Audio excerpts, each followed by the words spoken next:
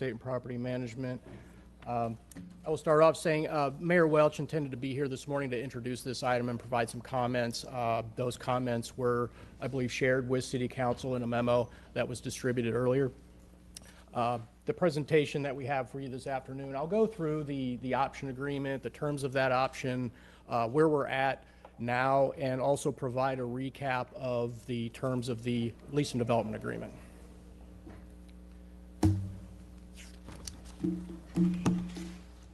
In July of 2024, the city did enter into this option agreement with the Sugar Hill Group, provided initial option term of 18 months, which expires on January 2nd of 2026. Pursuant to the terms of the agreement, Sugar Hill must secure the commitments for all funding necessary to construct the development. They must identify all contractors and professionals for the development, provide a commitment letter to the city from a grocer to operate a fresh food grocery store for a minimum of 5 years. To execute the lease and development agreement, they shall not be in breach of the option, and they shall provide the city with 90 days notice of their intent to exercise the option. This will allow the city to terminate the Walmart lease and any other leases at the plaza. On July 14th of 25, Sugar Hill did submit a site plan for review to the city. That included, the site plan included 186 affordable housing units and 10,000 square feet of retail space. The city's initial comments were provided to Sugar Hill at the end of July in 25, with additional comments provided in August. The site plan comments for water resources are in the process of being addressed. The city did receive a letter in October from Sugar Hill, which provided the city notice of their intent to exercise the option to lease or purchase the property. It also provided an update to the status of the site plan comments, an update to their funding plan, and it provided a notification that they had identified the professional services team for the development. The city notified Sugar Hill through subsequent conversations that it had not yet met the option conditions required for exercising the option to enter into the lease and development agreement. Pursuant to the terms of the option, any extension of the option term is subject to City Council approval. It does also require Sugar Hill to submit a written request to extend the option no later than 60 days prior to the expiration of the option term. The city did receive a letter from Sugar Hill dated October 30th, 2025, requesting an extension of the option term for a period of 1 year. On October 5th of this year, the city staff did meet with Sugar Hill to address the deliverables required pursuant to the option. This discussion included the status of the financing requirements, site plan comments, and the status of the requirement to secure a grocery store. Also on November 5th, Sugar Hill provided the city with a proposed term sheet dated October 7th, 2025 from Boston Capital Finance. And on October 11th, Sugar Hill also provided the city with a letter dated of the same date from National Equity Fund outlining certain terms and conditions for providing equity capital to Sugar Hill for the development. The LOIs are conditioned upon and subject to verification of the development budget, lease-up schedule, pro forma, operating statements, ownership structure, and Sugar Hill applying for and receiving low-income housing tax credit, among other conditions. Both LOIs assume a contribution of CRA dollars from the city in the amount of $11,160,000, and a contribution from Pinellas County of the same amount. On November 20th of this year, Sugar Hill submitted an initial application for city funding through the Neighborly app to support the development, to include 56 affordable housing units restricted at 60% AMI or below, and 130 affordable units restricted at 80% AMI and below. Since that time, the funding application has been revised to include all 186 housing units to be restricted to 60% and below. The application submitted by Sugar Hill requires additional information for the application to be considered complete. Any request for city funding will be considered after acceptable documentation of all other sources of funding are provided by Sugar Hill. On November 20th, city staff had a follow-up meeting with Sugar Hill to inform them that the LOIs submitted do not satisfy the requirement to secure commitments for all funding necessary to construct the development. The city informed Sugar Hill that the request for CRA funding from the city in the amount of $11,160,000 not currently possible due to the available funds do not support the funding request at this time. Sugar Hill requested the funding in the amount of $11,160,000 from Pinellas County, which will likely not be supported based on the revision to all units being 60% AMI or below. This is due to the county requiring some units to be at or above 80% to qualify for penny construction dollars. Sugar Hill is in the process of addressing the remaining comments to the site plan. They intend to, in this slide, there is an update to this bullet point that the city did receive a commitment letter from a grocer, but we have yet to be able to review that letter and provide any updates related to that, but a letter was received. And Sugar Hill does intend to submit a building permit package to the city and allow for income housing tax credits for affordable housing portion of the development. And this portion of it is a recap of the lease and development terms, which requires a development of no less than 115 affordable rental units and 10,000 square feet of retail on the property. The initial term is 75 years with rent $100,000 per year, which is abated for the first 24 months until a final certificate of occupancy is met or until the 24 years is met. The construction timeline includes 3 months for Sugar Hill to submit site plans for approval. That has already occurred. Sugar Hill shall commence the demolition of the existing improvements no later than 6 months from the commencement date. Sugar Hill shall submit a comprehensive building permit package no later than 6 months, and within 18 months shall commence construction. 50% completion of the construction shall occur no later than 30 months from the commencement date, and upon 36 months from the commencement date, the project shall be completed. The preliminary unit mix for the 115 affordable housing units in the LDA included 30% one-bedroom, one-bath units, 50% two-bedroom, two-bath, and 20% three-bedroom, two-bath units. The housing unit shall be restricted to households with an average of an annual income of 80% of AMI or below. The development shall include 10,000 square feet of retail space with no less than 3,000 square feet to be operated by a fresh food grocer. The city shall record a restrictive covenant on the property, ensuring that the housing units remain affordable for a period of 40 years. And the restrictive covenant shall also include a requirement that not less than 3,000 square feet of the retail space be occupied by a grocery store. Sugar Hill would have the option to purchase the property at $1.5 million upon the completion of the development. And just as again, a recap of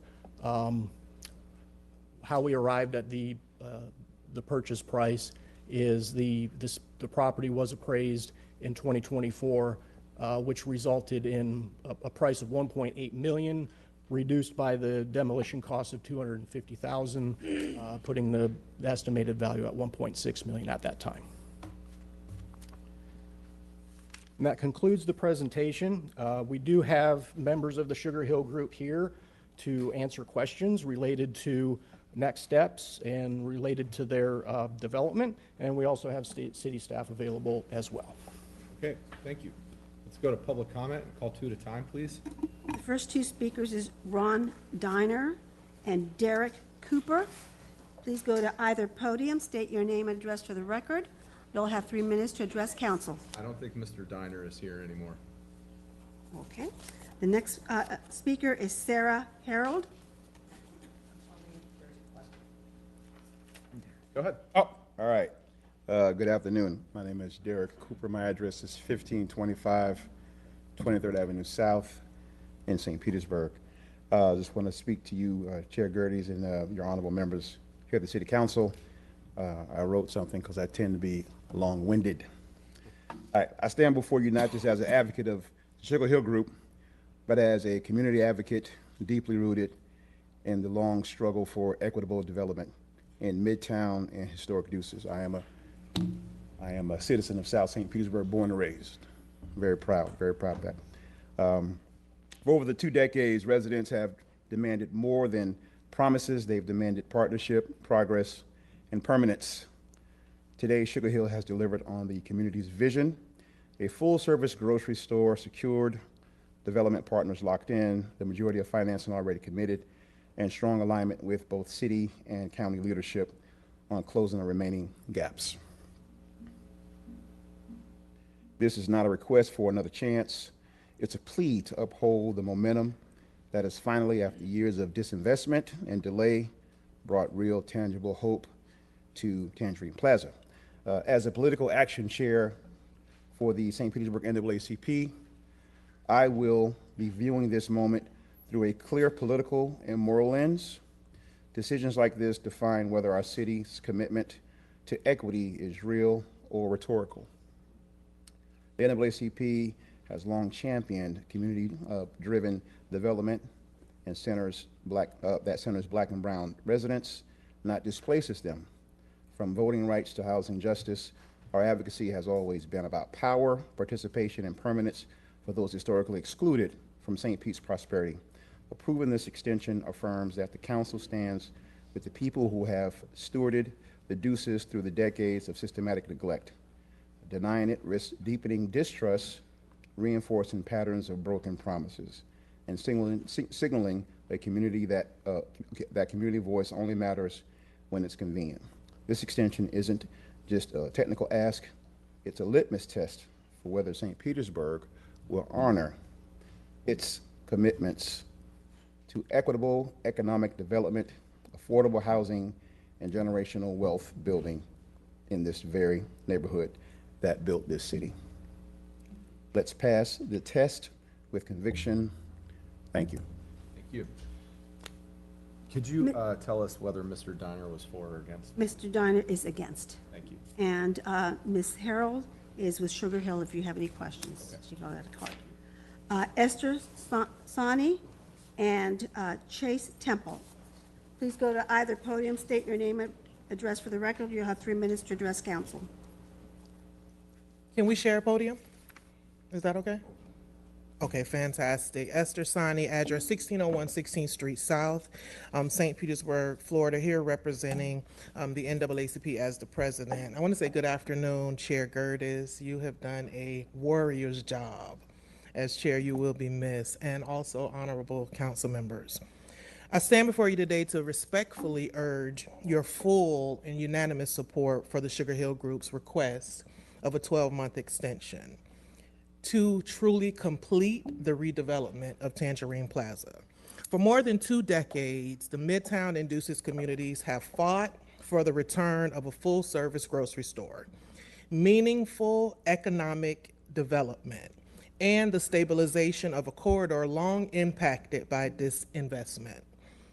As Commissioner Flowers wrote in her memo earlier to you today, this vision dates back to the Baker administration, supported by years of community advocacy. The demolition of blighted properties and relocation efforts intended to pave the way for revitalization, not abandonment. But today, the conditions are true for real progress, and they finally exist. How do they exist? Sugar Hill has secured a grocery store. That's been clear. They've secured the development partners. They've secured the majority of the financing. They're simply asking now for an extension to move forward with the additional piece of finalizing the remaining BUD funding, both with the city and Pinellas County. We all know, because we've seen it across the city, true transformational community-serving development takes time. It needs flexibility, it needs partnership. I want to name the ones that have come before you before who have received this. Fairfield Avenue, Ed White Senior Housing, Orange Station, the Science Center, you saw them just last week, Thursday. Each of these projects required amendments, redesigns, revisioned finance structures, and extended timelines beyond reaching viability. Sugar Hill's timeline is not an exception. It is entirely consistent with the realities of building affordable housing and mixed-use projects in today's market. The subsidy Sugar Hill is requesting is also fully consistent with other affordable developments across St. Petersburg. I want to simply say we recognize, and I know that this has been a topic of conversation, the service that Positive Impact has provided, but food distribution cannot alone compensate or comprehensively meet the needs of our community. We need units and a grocery store. Absolutely. Good afternoon, Council. My name is Chase Temple of 2555 Madrid Way South, St. Petersburg, Florida. I am here as the NAACP Youth Council President, and I'm asking for a yes vote on the Sugar Hill Development Project Extension. There is an immediate need for affordable housing in St. Pete, and there's a need for a stable food source in this neighborhood. The Sugar Hill Group has been proactive in securing a grocer to fill this gap in the community that this community desperately needs to combat food insecurity. And doing so, it provides an opportunity for economic development within this neighborhood. It is no secret that the cost of living in St. Petersburg has caused people to move out. And it is important that you have a commitment to affordable housing so young people like me can afford to live here as they find their footing in in this amazing city that we call home. And I'm asking you to support this community's needs by securing their development, and to support the youth needs to offer affordable housing for the Sugar Hill Group will provide that. And I'm asking for your flexibility by voting yes for the extension. Thank you. Thank you. Next two The speakers. next two speakers is Senator Daryl's son and also Aki Mohammed Aquil. Please go to either podium, state your name and address for the record. You'll have 3 minutes to address council. Go ahead, Senator. Good afternoon, Senator Darrell Roussan, 535 Central Avenue, St. Petersburg. I stand before you today as the state senator for this area of Tangerine Plaza to voice my support for Sugar Hill Group's request for an extension on the Tangerine Plaza redevelopment agreement. Let me be clear, no one wants or relishes in delay, especially in revitalizing this important Midtown anchor. Not the city, not the residents, not even the redevelopment team. But if an extension is what ensures that the promised affordable housing and wealth-building opportunities are actually delivered, then it becomes not a setback, but a safeguard for the community we serve. I strongly support the mayor's rationale for extension as detailed in his memo to you of December 10th.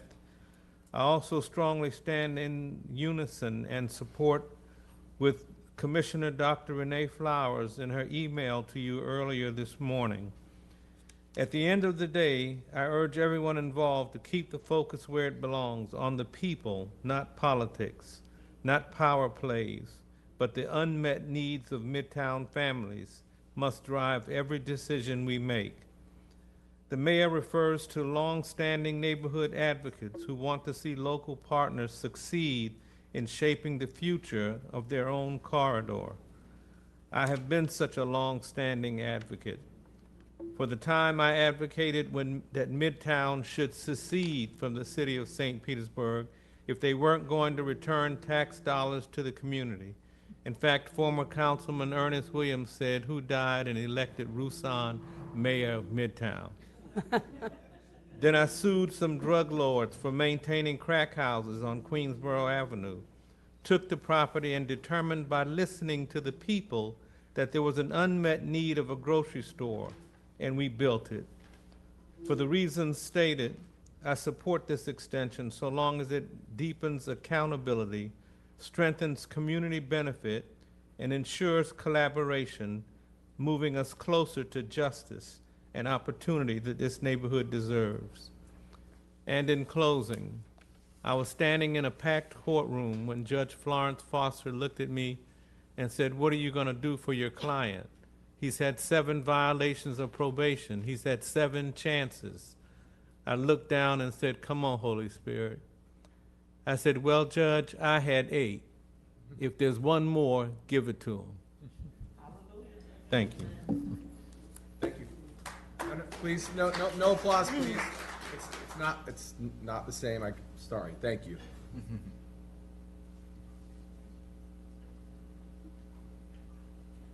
Go ahead. Good afternoon, everyone, and thank you for allowing us to come and speak to you. Pax vobiscum, shalom aleichem, assalamu alaikum.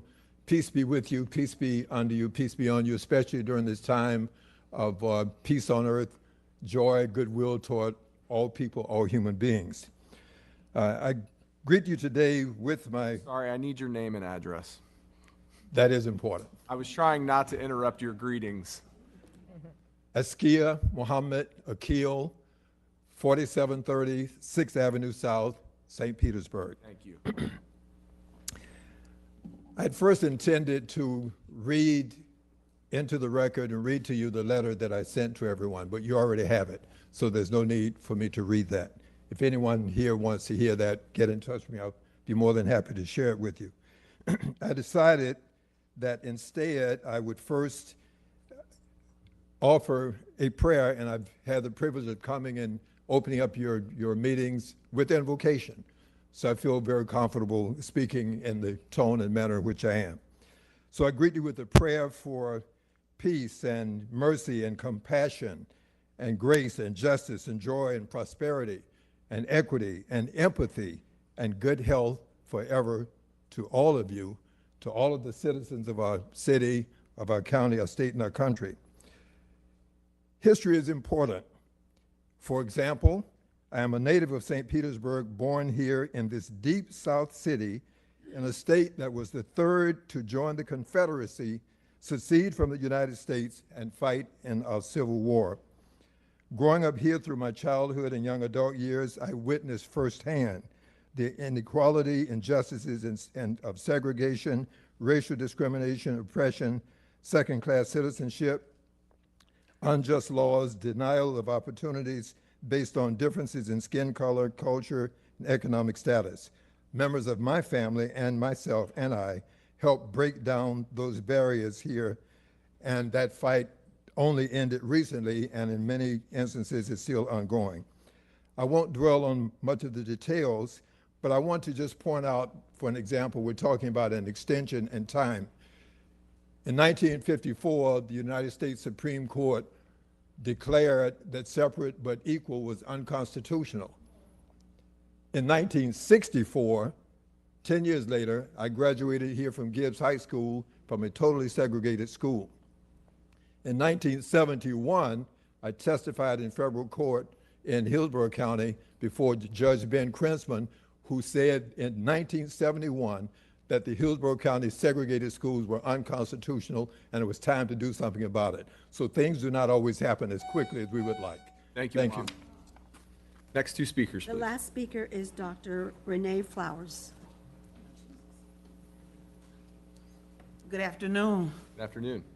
Honorable Chairman, Vice Chairman, and honorable members of council, and to all of those that are here on today. I greet you as an individual, even though I'm a Pinellas County Commissioner. I'm not here to represent the commission, I'm here to represent myself, so I wanted to make that clear. I'm not going to rehash the things that I wrote in the Commissioner email. Flowers, I need your address, please. Oh, it's all over.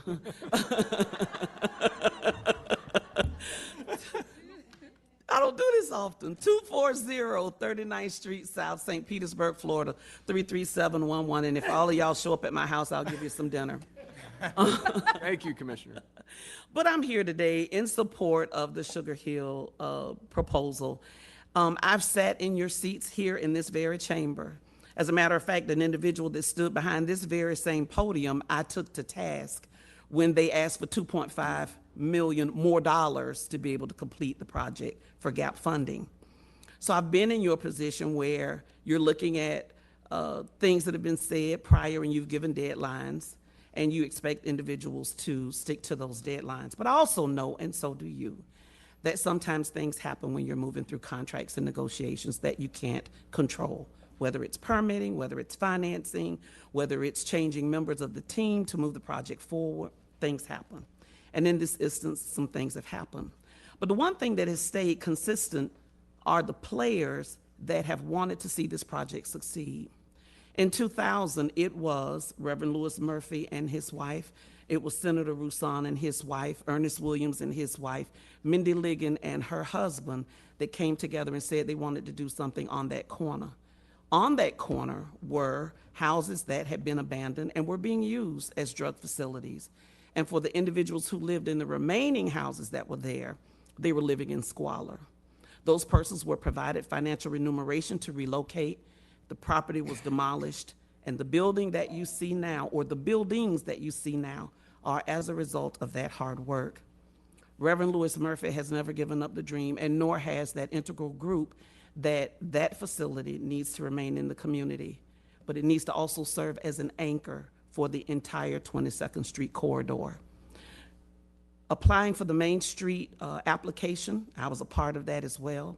That application was supposed to help drive that so that success moved down the 22nd Street corridor, just like it did down Central Avenue, which we call Main Street. I truly believe with the additional extension, I truly believe that with the county looking at its Penny for Pinellas funds, and I've had a number of conversations, including the Reverend, and I believe his name is Terry from the Sugar Hill Group, and I brought in Tom Almonte to see just where we were, because we understood that you guys were waiting to hear from us, and we're waiting to hear from you. So I will tell you that there is no action from the commission. Thank you, Commissioner. Mr. Chair, we have one more card, Hey, go ahead. Jason Jensen, and he's representing Sugar Hill. Okay. Do you have any questions? If you have, Just one clarification, if you're going to ask questions, we Jason, I need your name and your address, please. Jason Jensen, 3992 42nd Avenue South. Thank you. And just one clarification, if we wanted to be part of the answer questions, but didn't want to miss out on speaking. Thank you. So we are architects for the project, WJ Architects, and have touched a few of the projects. We actually worked on the Main Street visioning for the Deuces. Originally, we worked on Manhattan Casino, and the opportunity to finish the other end of the Deuces was a great one for us to work on. I just wanted to mention how much work and effort has gone on during this project since this was given the go-ahead. We immediately had a pre-app meeting for this project. We actually submitted in 2024 originally. This was actually put on hold during the hurricanes for the review submission and the application, so it was not logged in at that time properly. So there was actually some delay in the process for this project, and then the team has continued to come back and answer the comments through this year. So it's been a very active process. We're deep in the drawings and construction documents. The team has invested in the process throughout. We've also, since the inception of this project, gone from a very large grocery with very small amount of housing to answering the city's request for more housing in this project. So it's gone from a 72 to 186. So each time we make those changes, we go through revisions, we increase and respond to those comments, make the plan better. I truly believe what we have today is something that will impact the community. I put our firm's reputation behind it. They have brought in the best team of consultants, in my selfish opinion, to work on this. But we are all on one goal, to get this across the finish line. Worked on the original Tasco development. That's one thing that wasn't mentioned is Babe Ruth, Mickey Mantle, all those guys originally sat in that building hitting home runs. I truly believe we're in the home stretch here. Let us take it across the finish line. Home base. Thank you. Thank you. no more speakers, Mr. Chair. Okay, so we'll go to Councilmember Floyd. Thank you. I actually just want to ask two things real quick and then hear from my colleagues. But it was specifically about the presentation. There was one slide in there that I was just a bit confused about. It was the one about the 11 million subsidy and CRA funding in the county. I was just hoping to get clarification. It seemed like in that there was a shortfall from the CRA, and then that the county required different, had different requirements. And I feel like Commissioner Flowers was about to mention it, but if you could just speak to it a little bit so I can understand, what's the status of securing funding for a subsidy to actually get the affordable housing done, I guess?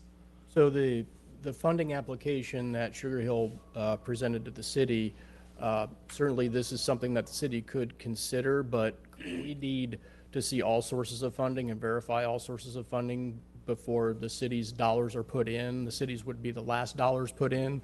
And then for the county, they have, their sources of funding are a little bit different, and Mark Van Loo is here, and he could probably offer a little bit more insight onto that. Yeah, I'd love to hear from Mark.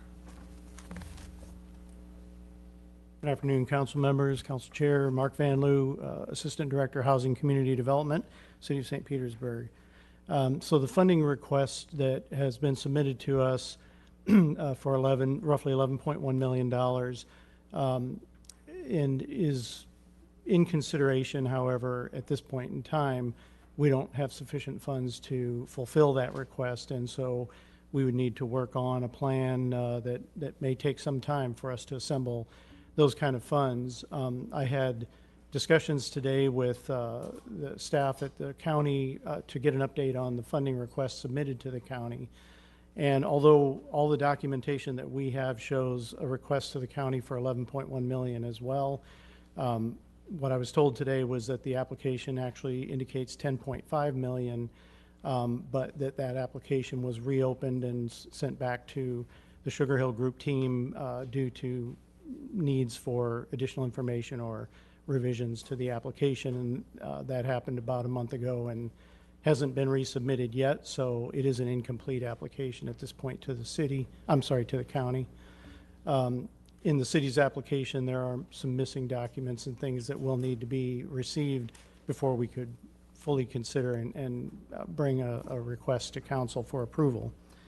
As far as the county's ability to fulfill the 11.1 million or 10.5, whichever it winds up to be, the county would have to use Penny for Pinellas funding to fulfill that request. And the county has rules around using Penny for Pinellas funding for construction costs in a project. And it basically says that there have to be some units at or above 80% AMI, and it to indicate some economic activity or economic development associated with those funds. With the most recent updates to the funding or to the AMI mix for this project, they're showing all units at 60% AMI. So if that is the case, then the county would have difficulty approving the use of penny funds for that to fulfill that request, and they really don't have any other funding sources that could be used in the city to fulfill that requirement. So that could be remedied by adjusting the AMI mix of the funds to include more 80% AMI units or above, and so that would then open the door for that funding to be possible. Okay, all right. And given all of that, I think the main thrust of my question on this specific subject is, do you feel that there's no barriers to, amending an application of the county and finding money at the city to actually get the subsidy to a realistic point? Because that's what my question is like, if you're saying that we would have to put together a package, then I just want to make sure I understand that. And I assume this is the case because administration's recommending approval, that you feel confident that you can get the package put together when things get to that point. There will be funding coming in the future that both at the Southside CRA level as well as, from CDB, GDR and other sources that would give the city sufficient funds to fulfill this funding request. Because it's a CRA project, most of the time our goal is to fund CRA projects from CRA funding, but it would likely, at least in the near future, would not be possible. It may be possible perhaps about a year down the line if certain things that are being worked on in the CRA come to pass. Okay, it's interesting. From what I'm hearing, it sounds like if the extension wasn't being asked for, then we would be in a trickier situation on our end to getting it accomplished. But because of the extension, it sounds like you feel confident you'll be able to put something together. Okay, I just wanted to understand that aspect of it. I want to hear from my colleagues and digest the conversation more. But that slide, I just needed clarification on. So I'll leave it there for now. Thank you. Thank you. Councilmember Harding. Thank you, Chair. Mark, can I ask you a couple more questions? I realize that this issue is much more complex than a piece of land and normal affordable housing. And I am absolutely, I would like to continue the direction, but I need some questions answered. And to be fair, I have that much respect for Mr. Binger, and I know Pastor Murphy personally, and find him to be nothing but a gem for his community. But at the end of the day, we're not here to talk about them building something. We're here to talk about how do we get to a point where folks in that community can walk to a grocery store tomorrow. That's the focus of this. And so I would like to go in a little bit further depth on the funding end. I don't know, and I'm not sure who might be qualified, but I'd like to start with the LAHTC credits. Are you familiar? I don't know the process. I'm familiar with the concept, but what is the likelihood of we've been working on this for 18 months and we haven't accomplished this yet, and I don't know why or what path we've followed. But is this a reasonable path that the Sugar Hill Group can find this and get it done in this amount of time? And from what you've seen so far, will they qualify? So my understanding from what we've seen so far on the financing stack, the plan is to go for 4% tax credit bond financing. That is a non-competitive source of funding through Florida Housing Finance Corporation, and it is open on an ongoing basis to apply. I know that after encouragement from the city, when we met a while back, the Sugar Hill Group did reach out to and have discussions with Catherine Driver at the Pinellas County Housing Finance Authority, who would most likely provide the bond funding to match, to get those tax credits. I have also spoken to Ms. Driver, and she indicates that the HFA in 2026 will have sufficient bond funding resources to fulfill their request for bond financing, and that would open the door for them to apply for the 4% tax credits. So I think the chances are pretty good, but they will need to confirm all sources of financing and funding for the project in order to make that application and get that through. Okay, so that there's enough money in that fund for the year, and you have a level of confidence that this is a path for them. Yes. Okay. Back to the county funding. The Sugar Hill Group has the best advocate in the world sitting behind you, but the rules are still the rules. And so can you be more clear on in order for them to qualify, they would need to change the mix of the project itself, which can be done. But if that is done, how big is the fund, and what's the likelihood that these funds are available and that this project qualifies? And does it need the support of the city as well? I'm not sure how that process works. Yeah, so typically, just take the last part of your question first. Any project in the city of St. Pete that is also seeking county funds, the county typically wants to see the city's commitment of funds first, prior to taking their funding request to the BCC for approval. That's not a hard, fast rule. It's just a general way that they operate. There have been a couple of cases where they've gone to the BCC for approval of funding on a city project prior to us coming to City Council for approval, but they also, they wanted to know that we felt confident that we were recommending approval and that it would likely be approved. So county is typically looking for the city to commit funds first. The Penny for Pinellas funds in the county does have the ability to provide funding for construction costs for a project, whereas the city Penny for Pinellas funds cannot be used in that way. And the county has determined, and county legal has determined, that due to the statute and the rules around Penny for Pinellas, in order to use penny funds for construction costs, there must be an economic development element to a project. And that's determined in the county's eyes by the AMI levels and/or targeted audience for development. So that's why they say that there have to be at least some units at 80% AMI or higher, and/or that it cannot be a senior housing project. Side note, when I was with the county, I kind of argued against that mindset because I think that seniors and those earning, below 80% AMI represent a big part of the workforce and the economic viability of our community. But those are the rules, and they're based in statute, and that's how the county is interpreted. So that's the rule that would have to be met in order for the county, under its current rules, unless those rules change, to be able to use Penny for Pinellas for construction costs. There is sufficient funds in the Penny for Pinellas program and coming to the county for, use to be able to satisfy this funding request. Okay. Good afternoon, James Corbett, City Development Administrator. I just wanted to add on to something Mark said, because the questions about the funding and availability, I kind of just want to make the nexus, and obviously Mark is the expert here, but the county requiring some of the units to be 80% actually helps with us, because if right now, the agreement says that there's an average of 80%. In the recent submission, Sugar Hill has all the units at 60% or below.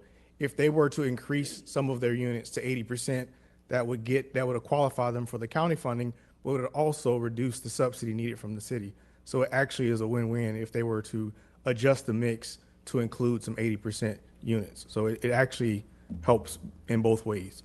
It reduces the subsidy needed from the city, and it also helps qualify for the funding from the county. Thank you, Mr. Corbett.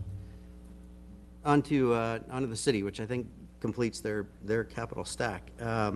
You said that that 11.1 million that they've included in their pro forma is not currently available, and some things would have to happen, and it's possibly available in the CRA.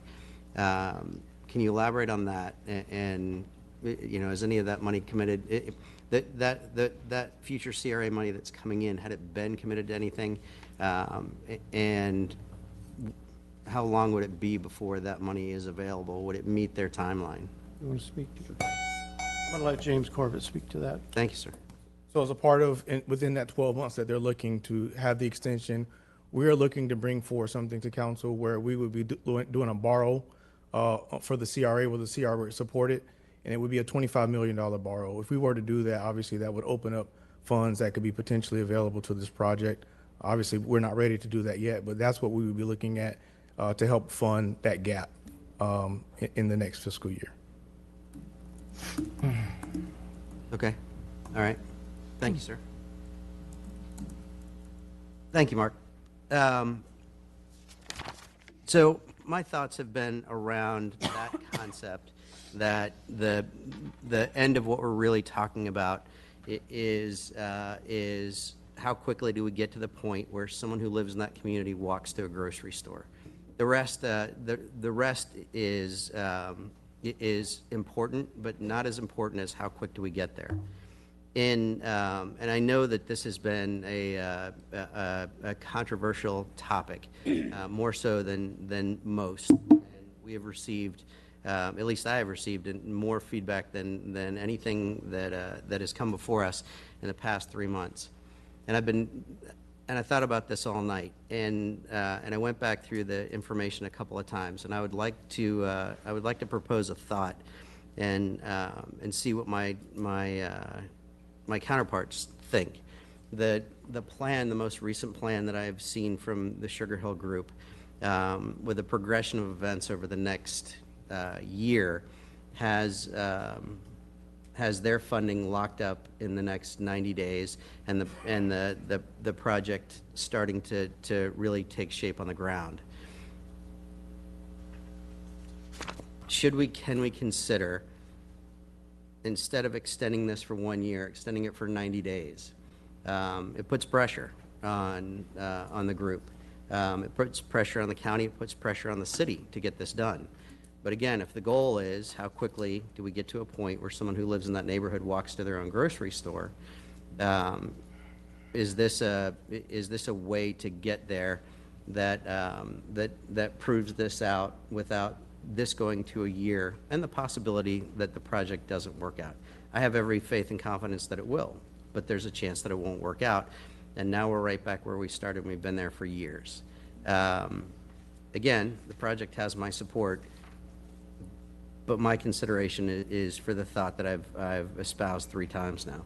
So I would enjoy the opportunity to hear from my colleagues, and Chair, I'll leave it there. Thank you. Thank you. Vice Chair Hanowitz. Thank you.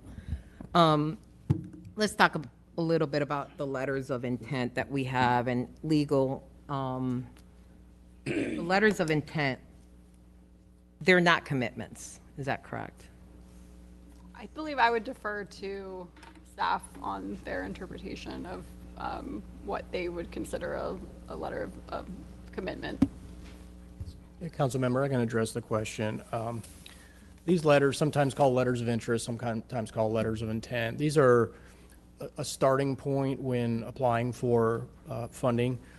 They are subject to many things being completed to actually go through an underwriting process with the lender to get final commitments. So again, this is more of a starting point to get that conversation going, with there being multiple deliverables. As I'm sure you've read the letters, and there are several things in there that have to be met. Yeah, and there's a reason I mentioned that, because a lot of things are conditioned about other conditions, and so on and so forth, whether it's the county, the city, whatever. Bottom line is the money is not guaranteed. From anywhere, I don't see everyone saying if they come through with it versus, and they come through with it. I mean, there is nothing now, right now, in terms of money right now, and the commitments we have are based on contributions that we don't have money for right now. 11.16 million from the city and from the county and the credits. And when I look at, and there are questions asked about the CRA, it says here specifically that the request of the money would require the full CRA multifamily funding allocation over the next 2 years or more years. Now we're talking about borrowing money to be able to do this. And there is nothing here that guarantees any of this is going to happen. And I will say that every year that has passed, it's become more and more expensive. And these numbers are going to grow. They're not going to get smaller. They're just not. So I have a problem with that, because when you're talking about the money not being available in the CRA right now, this money for the next 2 years or more would take to just fulfill this, and then we're going to borrow money, and you'll use a lot of that to take care of this. That's other projects that are not getting money. Plus, we don't have commitments from lenders on this or anything else that guarantees that the other money's coming. And that is concerning. And I had a problem the last meeting we had in 2024 with the option, the risk of going into an option, delaying this for 18 months. I've voiced those. I'm not gonna reiterate my issues with the option. But when I look at this, and I understand what people want. Look, people don't like my position on the raise. I had problems with certain provisions of contracts. I mentioned those. And it's fine if people want to go forward on something because they want it to happen. But contractual language and commitments and having funding actually coming, really, it's not just based on hopes and dreams. And I do have concerns. I had concerns with the agreement originally. And there is nothing here that has been provided that has changed from then to now. And that, I would like this to, however it turns out, to succeed. But we have an option for 18 months, and it's been 18 months and nothing. And I just do not see, even from all the documents that are here, letters of intent, there's nothing here for me that shows that this is gonna happen within the time frame of another year. And then what it sounds like is we're gonna try to borrow money or do other things to actually make it happen. And that, it's not there. It's not there for me. So I'm interested to see what other council members say, but when you're talking about funding for these type of projects, and this is not just the only project, there are other projects in the South St. Pete CRA and that may be in a point where they're off the ground or not, and in the future, and we don't know. That's the other thing. We are talking about things in the future that we don't know are gonna happen. We have a budget that's coming up that we've already discussed next year we're gonna be worse off, and it's gonna be a tough year next year. And there is no guarantee this money is gonna be there. So, that's all I have to say for now, thanks. Thank you. So, Chair, if we could, just a couple comments. I mean, one, just to be clear, we're not here asking for funding today. No, I right? understand. And we can go back and we can work on our strategy on how we might fund different things. You know, this is, for us, not much different than when the Fairfield development was approved, and then we came back at a later date and we requested the funding. Also, I would just say, just to be clear, that I did brief council in January of this year on our intent to potentially borrow from the CRA. So that shouldn't be new news. And I think Mr. Corbett and his team recently briefed council on that as well. So we continue to work on that. But we thought that City Council was aware of that approach. So if that's news to you or a surprise, I apologize. I didn't, and to be clear, and if I may share. go ahead. Sorry. To be clear, it wasn't that it's a surprise to me. It's like we were talking about this project and an option that we have that's towards the end that has not had deliverables, and this idea that has come up about borrowing money in the context in general, not for a specific project, in general, okay, I'm having a problem applying that under these circumstances. And I'm sorry if I made it seem like I didn't know that you were coming up with that idea, but the reality is that you have that now is being used to push and say, okay, well, then we could use that. So that's all. Thank you. Thank you. Councilmember Gabbard. Thank you, Chair. And I think my question is specific to the mix of the 60 to 80% AMI, because that is certainly, I think, causing some concern over the ability to get county. So I don't know who on the team, on the Sugar Hill team, wants to address. Chair, is it okay if, so I guess Mr. Gross, if you want to take it, and you can always call in back up if you need. So my question, because we're having this conversation about you can't get county money if there are no 80% units that are involved. But on 1120, there were still 80% units, according to the backup, and then it was changed to be all 60% units. Why the change? And is this as simple as just switching it back? To some degree. Gross, would you mind just introducing yourself? Forgive me, by now I should have not been flunking that test. Oliver Gross, 8500 Northwest 25th Avenue, Miami.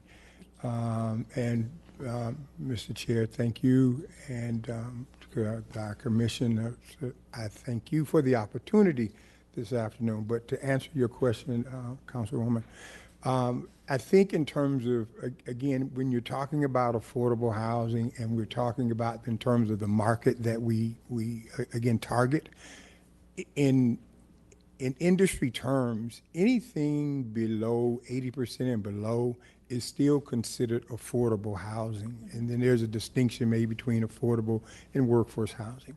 And generally what happens when you're structuring these deals, you can have a deal that's all 60% units, or you can have a unit mix that are 80, 60, and sometimes even lower than that, sometimes even higher than that.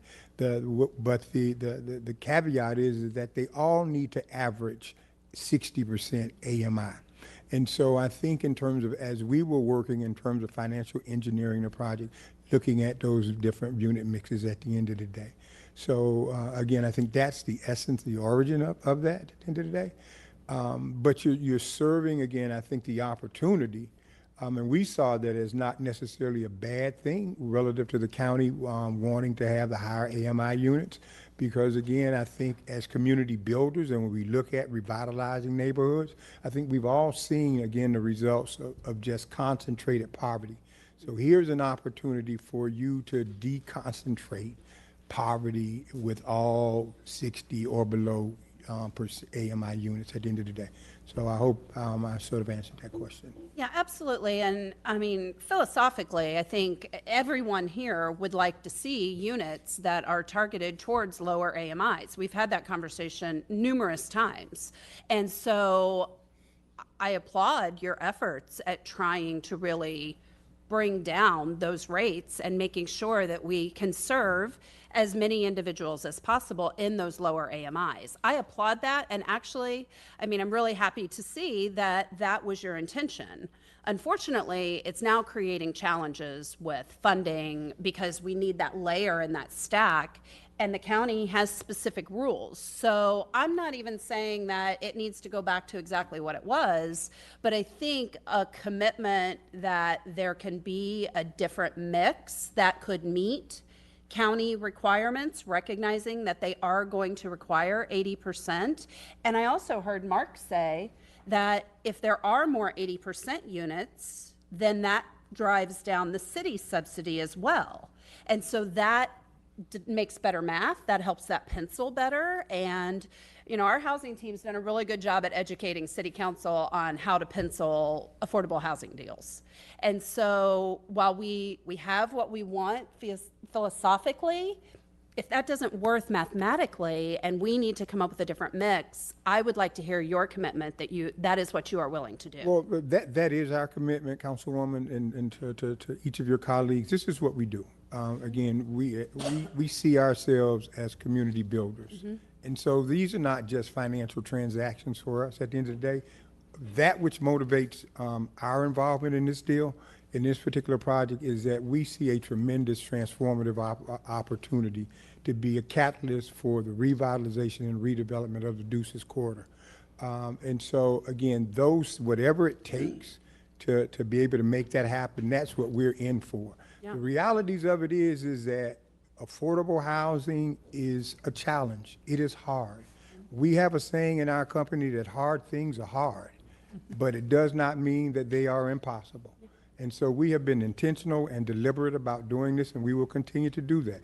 We've spent hundreds of thousands of dollars to date as we stand here. So we have not been idle since the approval that you granted us back at that point. Jason sort of alluded to some of the things that kind of hindered that process. Nobody saw the hurricane seasons coming right after, relatively right after the approval. And so we have been intentional about doing those things that pushes us forward. The commitments that the Councilwoman refers to and that's been alluded to in the presentations are the same commitments that everybody who does this business at this stage of development gets. We are about to close another transaction about the same amount of money, and we don't have what one would call a hard commitment where all of the I's are dotted and T's are crossed, almost until the day that it's closing. My folk are working on that as we speak right now. That's just the nature of this business. It's sort of like getting a commitment for a home loan. At the end of the day, you got a commitment, and there's some things that you need to do as you work through that process. That is how this works. So again, we are committed to it. Councilman Hardwick, your proposal about 90 days, I appreciate. Again, your desire to want to see this thing move, but again, we're moving in this process, just like everybody else who does this work across the country. And 90 days just would not work. And we expect, I think there was a handout that we had that we weren't able to get to the council that basically outlines in terms of where our next steps are. We leave it for you to either be able to peruse now or to look at it at a later date. But it says in terms of we project to be able to come out of the ground in September of this year. The two major components of that, so just so you again to be able to digest that, as Jason alluded to, the work that they're doing at this point is being able to get to the finish line with our drawings that are then able to be submitted for permitting, because the other thing is that you're not going to close any loan, no matter how hard the commitment is, until you have a set of permitted drawings at the end of the day. And so that is the other component that we're working on in this whole process. That requires another formidable expenditure of dollars that we are prepared to continue to do at the end of the day. But this project is moving. I think, again, it is something that we're going to all be proud of at the end of the day. One final question for you. Yes, ma'am. In the backup, in the letter from the National Equity Fund, where it talks about the project financing, the first mortgage lender source to be determined, has that changed since that letter was written in November 11th? And that is the commitment that you see from Boston Capital, which would be the first mortgage. That would be the first mortgage. And that is part of that whole bond inducement process that Mr. Gertis referred to earlier. Boston Capital is a major player in this market, so is the National Equity Fund. And so those are not commitments that people give lightly at the end of the day. We've done over $500 million worth of development. We've never not finished one. We have at least $300 million in the pipeline as we speak. We're closing in the next 60 days approximately $160 million in financing as we speak. And so this isn't anything that we are, just kind of wishing for. This is what we do every day. So again, just wanted you to have some sense of confidence in terms of not only these esteemed gentlemen here who represent this community that we're working with, but you have a really good team. I think these are folk whose reputation speaks for themselves in that which they do. Well, thank you for the clarification and understanding, to your point, Rob, that we are not here to talk about funding today. We are very clearly here to talk about an extension of an agreement. And the last comment I'd want to make. That would be up to the chair. I can't let you do that. Answering questions is I'm all good with, but I want to be fair. And so thank you. Thank you. Thank you. So, I mean, for me, I've sat up here for a very long time and seen a lot of deals come our way, a lot of extensions come through, many times extensions come through, and they're actually asking to reduce the number of affordable housing units. They're asking for a whole lot more consideration than what we have before us today. And we have approved them. And these are with development groups that have a lot more bandwidth, a lot more capital, a lot more access, and we approve them. Yet we're sitting here today potentially thinking that maybe we may not approve this whenever this is a community-led, community-grown development group that wants to do right by our city in an area that has been depressed for too long. And so this is pretty cut and dry for me. When we talk about wanting to do this, see that something happen sooner rather than later, to me, this is going to be sooner rather than later, because if we stop this and we don't move forward with an extension and we don't give another chance, then you're going to go right back to the drawing board. And I think we've seen how long it can take for bids to come forward, for RFPs to be done. I mean, that whole process in itself could be longer than the year that this development group is asking for. So for me, this is pretty easy. I wanted to understand more about the financing because I realize if this gets a pass today, we will be here and we will have to have this conversation about money. But today, when it comes right down to it, I see no reason why we should not move forward. When we truly talk about equity, equity should be applied across the board to all developments, and consideration should be given in that equitable manner. And so I'm happy to vote today for this extension and continue to want to see this the progress and this development move forward. So thank you. Thank you. Councilmember Fix Sanders. Thank you. Thank you. Thank you all for being here. And I wanted to listen to what my colleagues had to say, because I have a lot to say, but I know Chair wants us to keep it tight. But what I am going to say, and I will be remiss if I did not say, how many of you all remember Tangerine Towers? How many of you all remember Laurel Heights or Laurel Park? We gladly tore down affordable housing for the best interest of the community, but we haven't replaced any of those. When it comes down to the city of St. Petersburg, I was on the CAC, you know, those dollars that were meant to remove blight. Well, in order to remove blight, seems to me you have to remove hurdles. You have to remove the struggles. And I agree to the fact that when I listened to that we're going to use St. Pete CRA money, I saw what some of that money went on. I saw what a lot of those projects, how they were funded. It didn't benefit our community. So it's hard to convince me that it's a struggle for us to find South St. Pete CRA funds for something that's going to benefit South St. Pete. So when I think about people, how they want to criticize the community for having their hands out, I see this project as having your hands up to help your own. So I'm looking at the fact that we've had Pinellas County pulled into the conversation. That's big. We've had those other commitments, and Sugar Hill has continued to be committed to this project. You know, some people feel defeated when they don't think it's going to matter. But because the mission of this project is as strong as it is and will benefit so many other people in our community, they have not let go. And I would have been disappointed had they. Extremely disappointed had they. So when I think about, we look at Fairfield Avenue Apartments, they talked about that. That was going on when I first got in on council.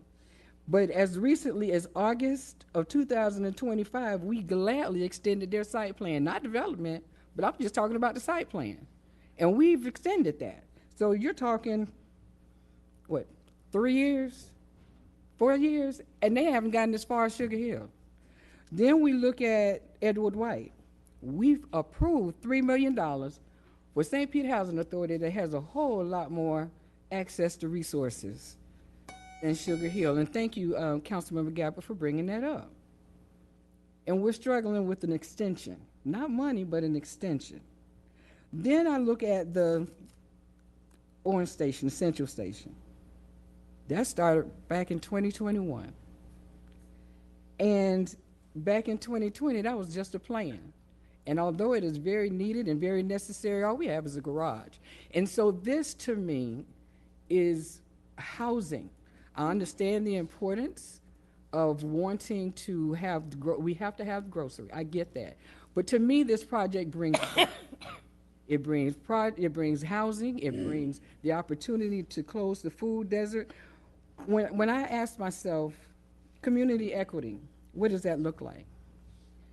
And it's a fair system where everyone gets what they need to succeed. By tailoring resources to overcome historical barriers. We have referral list items that have been on that list for more than 12 months. Things that we've proposed that we haven't even yet talked about. So before we know it, to me, I'm 12 months, I would have asked for more. Because I know what the struggle has been, and so do we. We know what a struggle looks like when it comes down to these projects, and when you have so many external pieces of that puzzle, we know what that looks like. but sometimes we choose to pick and choose. So I just want us to be mindful that this is an opportunity for that equity to remain an anchor on 22nd Street and 18th Avenue. Now, if y'all don't get it done, you don't get it done, and then we move on. But it won't be at the request, or it won't be for us not allowing equitable opportunity like we did with these other projects. And I'm just asking for us to be equitable, because again, like I said, this is my 5th year. I've seen projects a whole lot cheaper and a whole lot simpler sit on a list a whole lot longer than 18 months. So I'm hoping that with that piece of information, and thank you, Mayor, for the memo. Thank you, Administrator Girders, for having that conversation. And I think Sugar Hill for wanting to take all 186 units down to 80%, because one of the biggest conversations that we've had has always been, I'm so tired of 120%. We talked about that so many times. So I just don't want us to forget. I know today is what, Thursday, December 11th? Maybe something different next week, but today I want us to mind the fact of the matter is this is an opportunity for us to 10 toes down. If we say that we're committed to equity, then let's do that. Again, to me, removing blight is removing hurdles. And again, thank you for making it very clear that this is not about money. And it's really going to be on the Sugar Hill group to go ahead and make it work. But I understand that everything that we set out to do, other people are not on the same rail as we are. They're not on the same timeline. And when you partner, you have to do just that. You have to partner. And although we would love for those that we're working with to move like we do, it just doesn't work like that in the real world. It's not a reality. And I just don't want us to forget that you're just asking for an extension. So I think it's easy to hear the fact that I'm going to support it because I've looked at all the other projects that we have supported. And I would just think that it would be, as we say, equitable to show the same to the project. Thank you, Chief. Chair. Chief. Thank you. Chief now. Next title. I know. This is Went next from time. one title to Not another. sure I know. want either of them. Councilmember Driscoll. Thank you. And thank you to everyone who has spoken today, and for those who have sent emails and reached out in other ways to express your opinions and your requests regarding this decision that we are working to make today. I have a couple of questions just to clarify, and this, Rob, would be for you. Listening to Jason Jensen was talking earlier and stated that the administration had asked the group to change the development mix to include more housing and a smaller grocery store. Is that something you can verify? No, that has not been requested. It's 10,000 square feet of retail space with 3,000 square feet for a grocery store. The minimum requirement for affordable housing is 115 units per the lease and development agreement. Okay.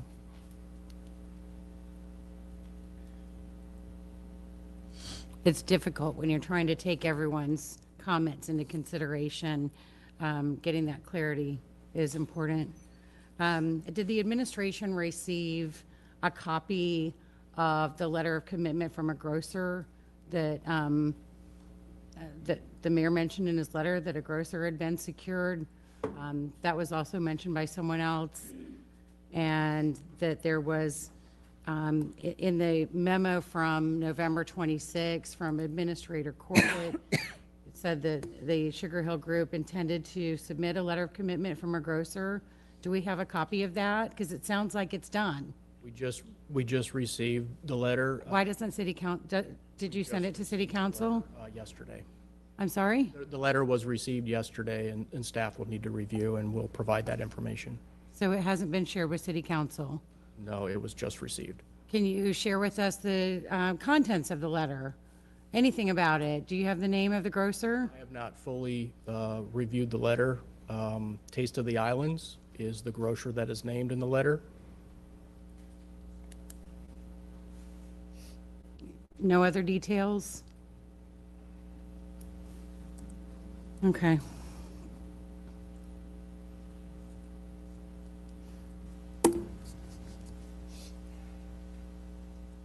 So I voted against this agreement the first time around a year and a half ago because the information that was provided to us at the time for the agreement did not give me the confidence that the goals would be accomplished and the requirements would be met. And at the time, you know, we were told then a year and a half ago that the agreement was needed in order for the group to get site control, because then they'd be able to get the financing and they'd be able to secure a grocer. And now we're sitting here 18 months later and we don't see that. And you've got last minute stuff coming in that we haven't even received yet.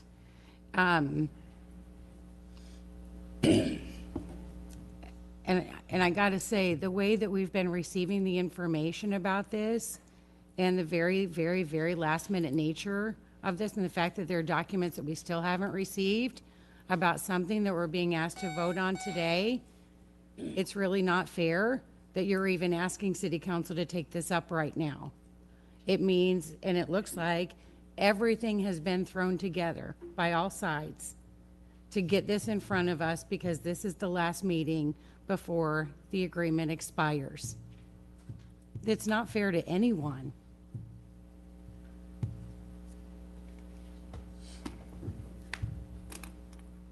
So when you have the financing not secured, when you have a letter that we haven't seen, when you have still questions about the housing, when you're talking about borrowing money to help with this, the reasons that I voted against this agreement in June of 2024 are the same reasons that exist today, and it's why I cannot accept or support an extension today. You guys haven't even gotten it together. No one has. And that is a disservice to the community. You can do better. I have confidence that we can do better. Thank you, Chair. Thank you. Councilmember Givens. Thank you, Chair, and thank you to so many of you who've shown up today. Thank you so much to Sugar Hill for taking a chance on Tangerine Plaza. I know that anytime someone is willing to take on such an undertaking like this, it is not something that you do lightly or you take on easily. So again, thank you so much. I do have some questions. I don't know if this is going to be directed towards administration or to Sugar Hill, but I want to clarify why were there delays. It's my understanding that there were some changes in project managers. I understand there may have been a hiccup or two with permitting, but can we go on record to just clarify why this is taking so long? Well, Council Member, thanks for the question. I would respectfully defer to Sugar Hill to comment on any delays that have happened so far. Yeah. Yeah, I'll speak to a few of those items. One, the comment regarding the grocery store size was referring to pre-option where there was asked to have a larger grocery with a lease in place that could not be accomplished until site control, which brought up the site control issue. So that's a pre this particular option standpoint. The process, the affordable housing site plan approval is a pseudo permitting process. It's robust in the nature that it goes through engineering, it goes through different departments, and is getting more comments than a typical DRC submittal. So in a way, you're doing a lot of pre-work during that process, and you have to get that approved before you can really get into deep on the construction documents because, say there's a major change in exactly where the building is on site, you can't move forward with construction documents. So when we started directly after the option, we scheduled a pre-submittal meeting directly after that. We put together a package and was submitted. For some reason, it was not logged into the system for the development and was not issued to the different departments for review from that standpoint. So hurricanes hit in that same time period.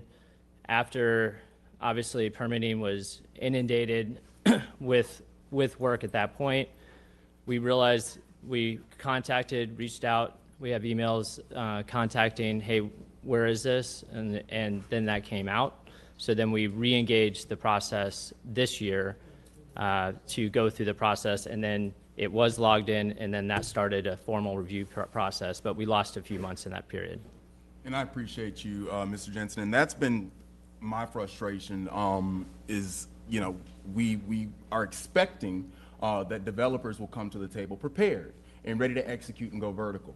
But what we don't anticipate is that we on our end as a city will not be prepared to do our jobs. And again, when you have developments like this of such a large scale, it's important to recognize that you all are depending on us to follow through. So if there was a failure on our part to upload documents, to review permitting or plans, again, that is something that I think should be clearly spelled out. Councilmember, I can respond to that if I may. So yes, there was a site plan approval submittal on, I believe, December 26th of 2024. And then within days, while we were out on holiday, I was informed by Ahmad Zachary, who was the original project manager and who submitted that site plan approval, that he had left New Urban Development and was moving on to a different role. So after the holidays, I reached out to the Sugar Hill Group team to say that, hey, this had been submitted. Were they behind it? Is this still a good site plan to submit for approval? I was told at that time in January that they were in fact making changes to the site plan, significant changes which have actually occurred since that time. There's been a reorganization of the buildings on the site and some other changes. So I explained that I couldn't move forward with the site plan approval until I had a valid site plan to support that. They were in the process of looking for someone to replace Mr. Zachary to lead the project, and I think that happened around, or at least I was informed of it in about March timeframe. And we had some conversation about the fact that, the previous submitted site plan apparently did not align with the plan development. That was confirmed, and was told that they were working on that new design, would get it to me as soon as possible. That was provided on July, I think it was 17th of 2025. It was resubmitted with a new site plan and all of the backup data that matched that site plan. And then we processed accordingly. As Aaron Fish mentioned earlier, it was submitted on July 17th. We provided the initial response on July 31st and additional comments and responses in early August. Since that time, we've provided quick and timely responses to submitted information. And in the past 30 to 60 days, Sugar Hill Group has worked on responding to a number of comments from various departments in the city regarding the site plan. And at last check, there was still at least one outstanding comment or question from our Water Resources Department that remained to be answered in order to be able to provide, the site plan approval letter. So there was a delay, but it was due to the fact that what was submitted in December, I was told on no uncertain terms, was not going to be the final site plan, and it doesn't behoove anybody to circulate a site plan that is not valid with backup information that does not match what ultimately was submitted as the site plan for that project. So I just wanted to clarify for the record how I that appreciate played out. that. Thank you, Mr. Can I Van. follow up on just to follow up? Sure. Just to grant a follow up, the object is not to say that anybody misstepped. The object is to say that this is the process, the permitting process. If this wasn't a site plan approval, a regular permitting process, we have regular projects going through permit that are in permit 10, 12 months, depending on the complexity of the project. So absolutely, it's a normal part of the process. What I'm saying is that the project has been dedicated to getting across the finish line on all those aspects. There was a hiccup from the architect's standpoint. We thought it was in review and it would be a revision to that review and the timeline would continue. So that's where the disconnect comes into that on the level of change, whether you start the review or not. But this is just to say it's a normal part of the process, and this part of the process takes a long time. Thank you, and I appreciate that. And I'm not doing commercial housing developments of this scale every day. So this helps me sort of better understand how we got to where we are to this point, and that was the reason I was asking. But I just want to stress the importance of, accessibility, accountability, punctuality, response rate. Obviously, if we were to move forward with this extension, there's some shoestrings we got to tighten, right? Some things we got to get right. And whether it's on our side as a city or on your side as a developer, I just want to make sure the communication is in place so that way we as council members don't have to ask, or you don't have to ask, where is this? Where are we? I can remember in July sending an email asking for an update because it had been months since I had heard anything. And I'm grateful that you all were willing to come to the table and speak to me in August and get me caught up to speed. But there were some things, like I said, that were brought to light that concerned me. One of those things was the grocer, and this has been brought up, and I'm glad that we've gone on record to talk about who they are. I've been a patron of Taste of the Islands pretty much my whole life. But I do have concerns about whether or not that grocer will be able to perform at this site. We know reasons why Sweet Bay and Walmart did not fail, right? There's a reason. The market it didn't support those grocery retailers. And so we really have to get creative with the model that we're introducing here. So I want to know a couple of questions. One, what is the current square footage of Taste of the Island's produce grocery store that they have? Because I understand that they're operating right now off of 34th Street and 22nd. Can you kind of give me an idea how long they've been operating and what the size is of that square footage? Pastor Murphy could probably tell you, or Mr. Binger, in terms of how long they've been operating. But I can say to you, Councilman, that in terms of the size of their current store is probably somewhere close to about 3,000 square feet. Again, as I said to you, and please, Mr. Chair, again, in terms of how we approach and look at these projects, again, as a community revitalization project, one that provides an opportunity for folk to be able to kind of augment and to self-actualize as a business. And so we see, again, in terms of why Taste of the Island, it's a community-centric business. The community is familiar with it. They've already demonstrated that there is market acceptance, and here is an opportunity for them to augment their business model. And so we thought that, again, when you look at that holistic approach at community development, that they would be an ideal candidate for that space. And again, as you said a little earlier, by now, and we'd had a host of conversations with other major grocers, regional grocers, and the market just wasn't jumping up and down about a grocer at the end of the day. So those are the realities of it. Generally, when we're doing mixed use projects, we're not asked to identify a user at that particular point in the development process. Notwithstanding that, that was okay. Again, as I said, we believe in what we're doing at the end of the day. So, Roy? Thank you. Roy Binger, 1120 North Shore Drive. First, Commissioner Harding, congrats for a good burger. We were remiss if I didn't say that yesterday. Everybody's stealing my thunder. It was an announcement. Come on. Taste of the Island, I've been around probably over 10 years at least. They just opened up a second store in Port Charlotte called Coronation Market. It's Jamaican heritage. Leo Anderson and his family right now are supporting what happened, the hurricane in Jamaica, and just a tremendous family. But we, and I think Oliver mentioned it, we've been working purposely with other grocers trying to find the right mix. And the attitude that we took, which I applaud from the team, was where Taste of Allen is now and the capacity of where he is now, it's a perfect example of how you can take an entrepreneur, minority-owned business, move them to a brand-new complex. The lease is for 3 years, 5 years, with 2 5-year options, $99,000 first year, and support them. We talked with the St. Pete Free Clinic, and they have a capacity to help provide some lower cost funds to help. The Florida Loan Fund can assist. Foundation for Health of St. Pete is able to assist. So we will help Leo and his family, along with the greenhouse, to how to scale up your business. And he will be a success story.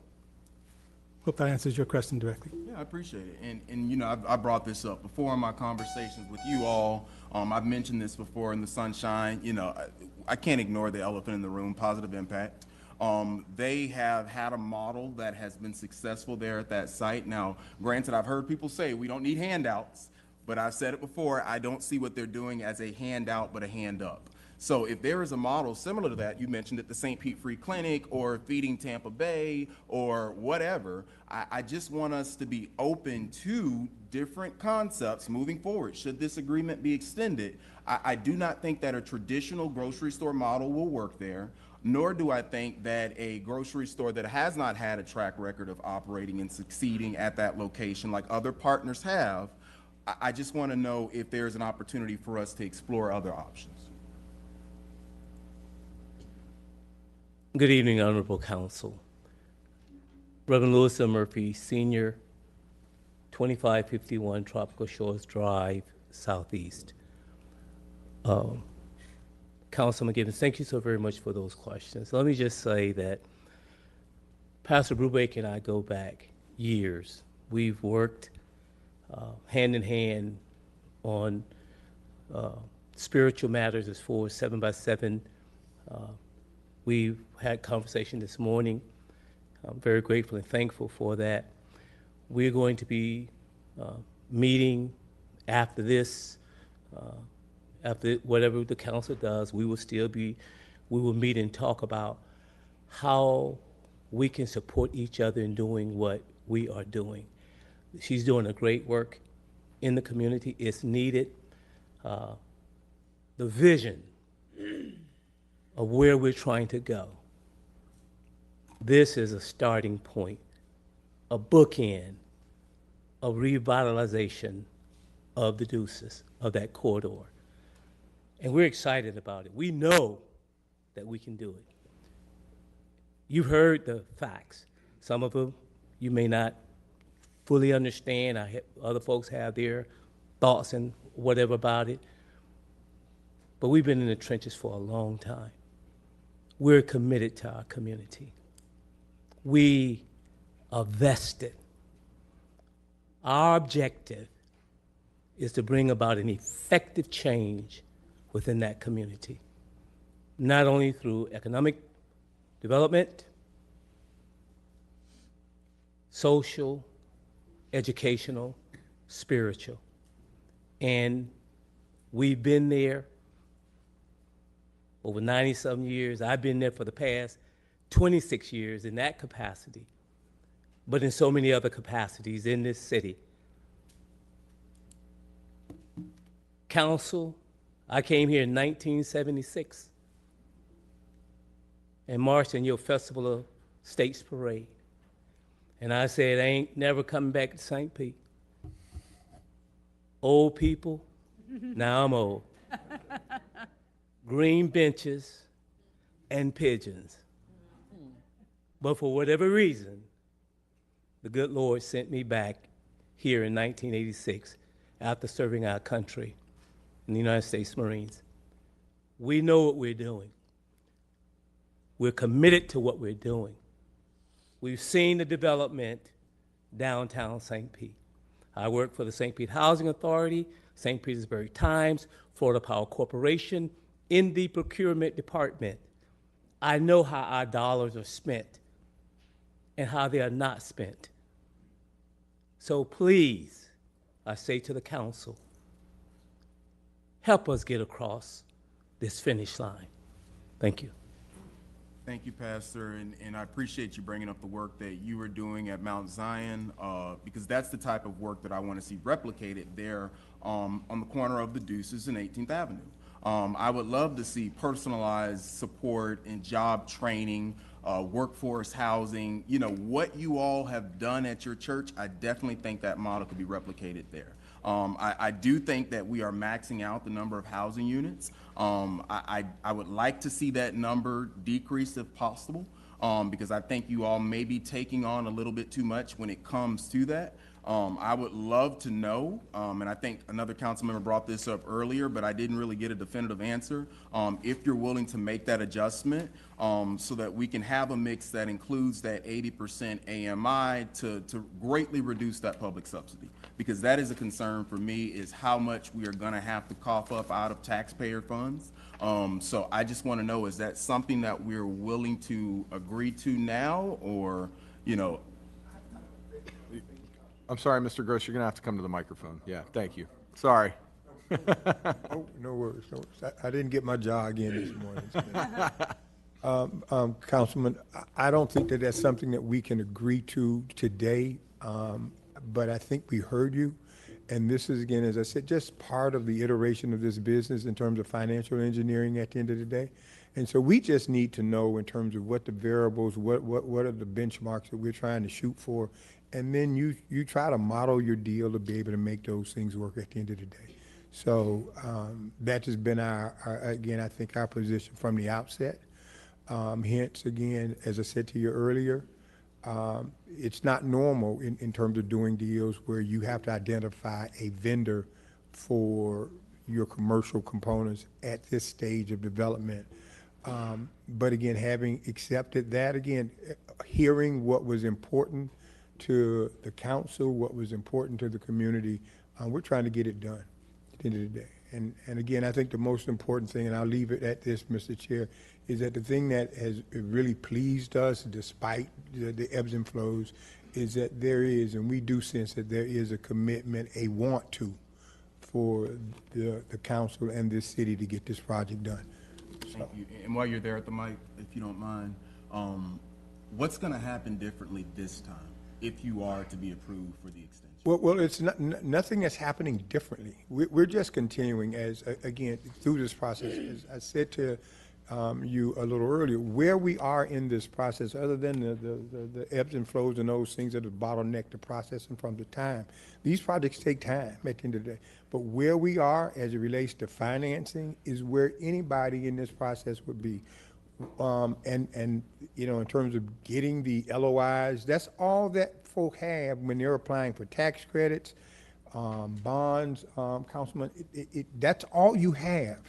And I can't stress that enough. That is all you have until the point where you get to what they call credit underwriting and you're beginning to close a deal. And that's normally the last 60 or 90 days of that process. You've got about 30 or 40 people on a call or in a room in a meeting trying to close a deal at the end of the day. And by that point, we would have spent well into 7 figures at the end of the day. But where we are right now, we're just continuing to push the ball forward at the end of the day. And so, again, the other elephant that was in the room in terms of where we are with the city and the county, that was based on some conversations that we had based on what had been the prior experiences of the city relative to their commitment for projects from a dollar standpoint. And so when you take 186 units and multiply it by $50,000 a door, that's the number you come up with, and that's what we thought was the number that would be available. If there's some issues that we have to deal with relative to doing that, we're going to deal with that at the end of the day. We just need to know what we're dealing with. Thank you, I appreciate it. And my last question, I think it's probably an administrative question.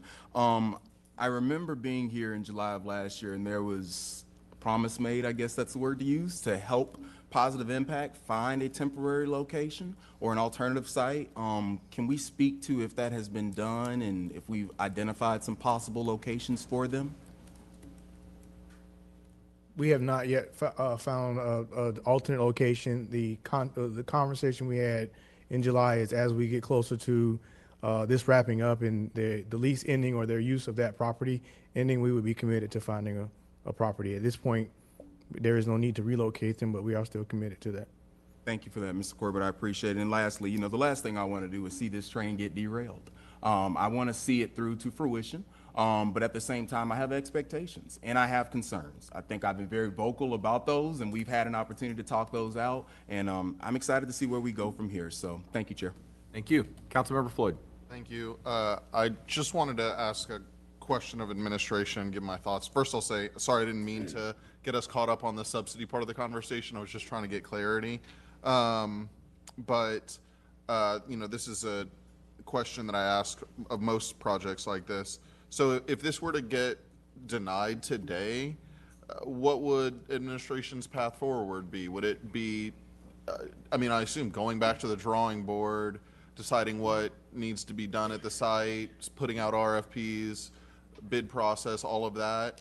Yeah, I see you shaking your, Yeah, nodding we yes. would have to discuss it internally, and we'd want to discuss with city council members, but I think it would surely be a process going forward with something different. Yeah, and I ask to get that understanding because I think it's been brought up here before.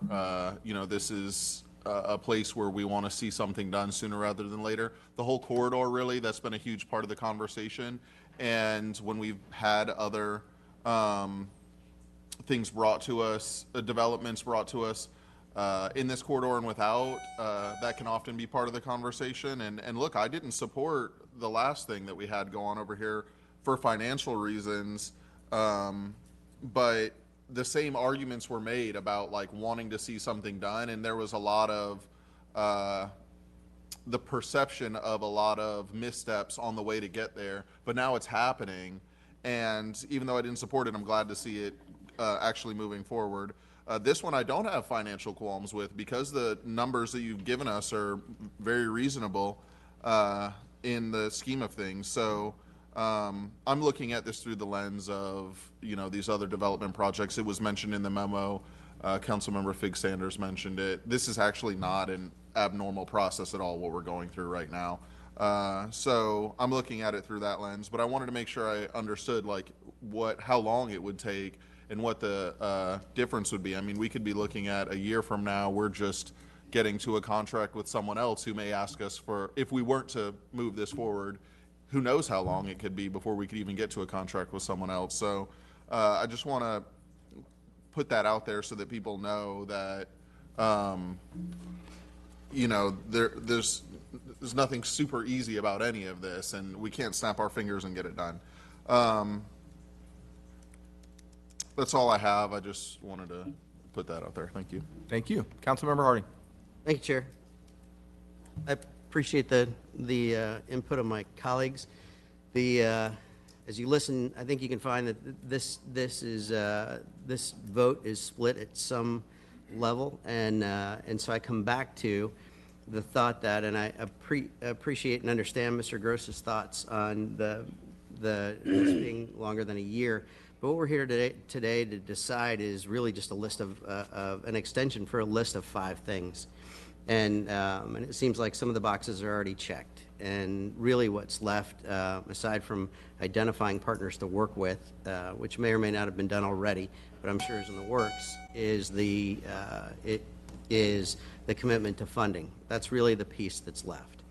My assumption, I could be wrong, but my assumption is that's in the works, and in order for this project to really start, that we need to get to that level in the next 90 days. So I offer a third option between yes and no for what we're looking at now. And although I'm short on procedure, we have smart people at the other end of this oval, or this dais that I sit on, and I would like to make a motion that we amend this from a year to 90 days. You can do that, Councilmember. It would essentially be amending the resolution in the manner that you just stated. We'll see if that's a happy middle ground. Okay. Does he need to restate the motion, or is you okay there? Are we I mean, okay? I'm okay if everybody else is clear. Councilmember Harding, did you have anything else? That's it. Thank you, Chair. Okay. Councilmember Gabbard.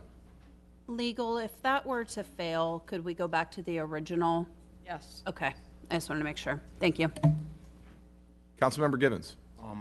I don't want to do too much back and forth, but legal, perhaps you can give me some direction on this. I don't know if Councilmember Harding would be open to a friendly amendment to his motion, but I'd like to go from 90 days to 6 months. I'm just putting that out there. But again, that's just a suggestion. Thank you, Chair. I'd be willing to do that.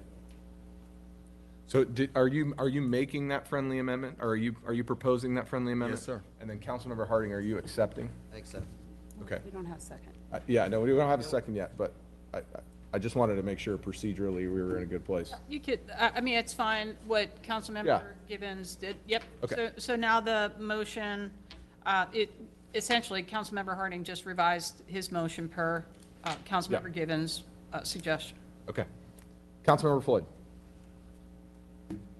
Thank you, Chair. So I see and agree to an extent with where this is coming from, but now I feel like it requires a deeper conversation about like what metrics we're using if we're changing to such a short time frame. If we want to stick with just accomplishing all of the things that are listed, then that's fine. That's what it sounds like for now. You're getting a stream of consciousness right now, I think, because it's just all changed so quickly. Yeah. But I guess, when it was 3 months, my thinking was we had heard from the development group that they couldn't do 3 months, so we might as well just vote no on the extension. So, I mean, I guess I'll give them a chance to tell us what they think about 6 months, but it could be the very same position. So I don't know if you all want to come up to the podium and just...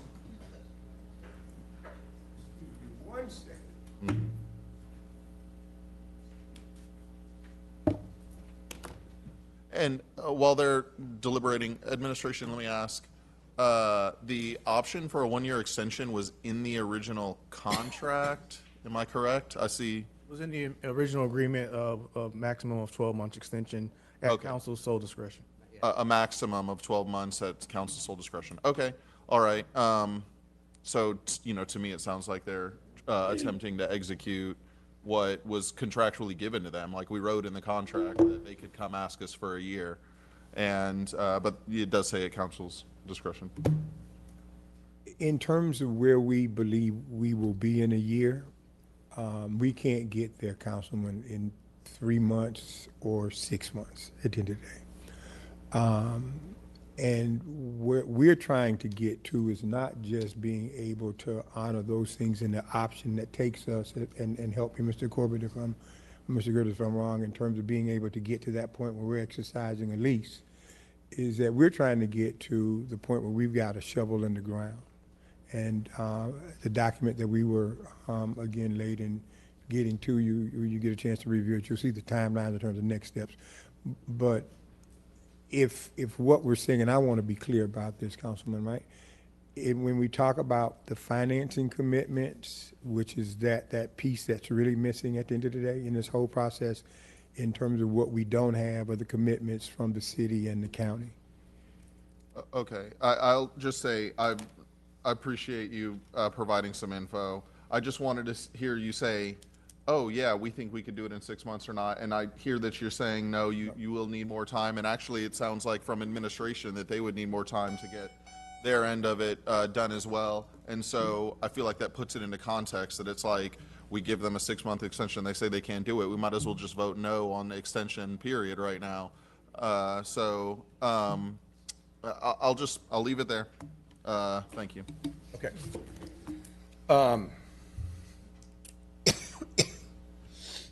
So here's where I'm at on your motion, Councilman Harding. I appreciate what you're trying to accomplish.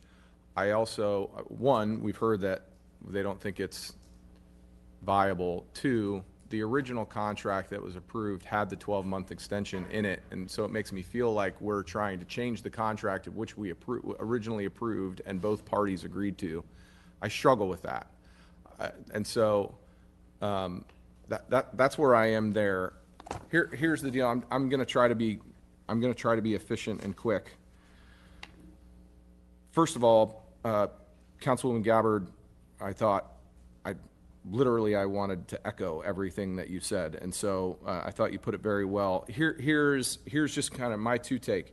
You've heard me multiple times talk about starting over. I don't like delays, but I hate starting over worse. And so that's what we would be doing here.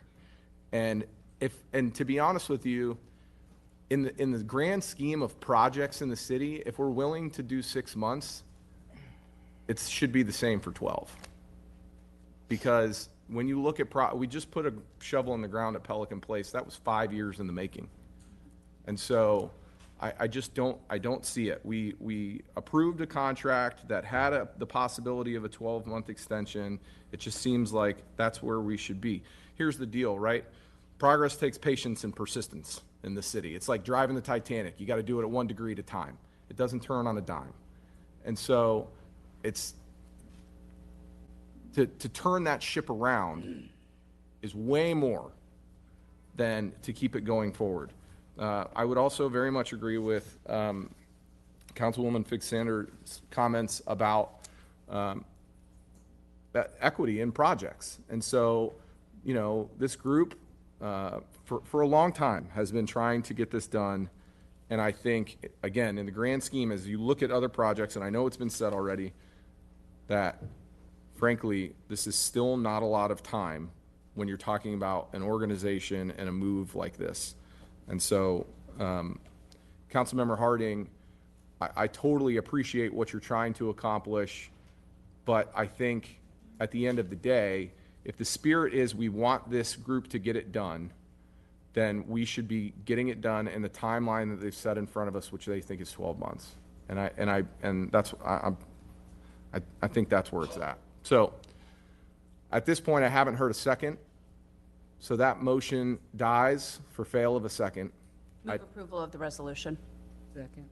We have a motion and a second on F3. Seeing as no other council members wishing to speak, clerk, could you please open the machine for voting? Council members, please enter your votes. Seeing as all present council members have voted, clerk, please tally and announce the vote. Mr. Chair, the motion to approve agenda item F3 passes. Please.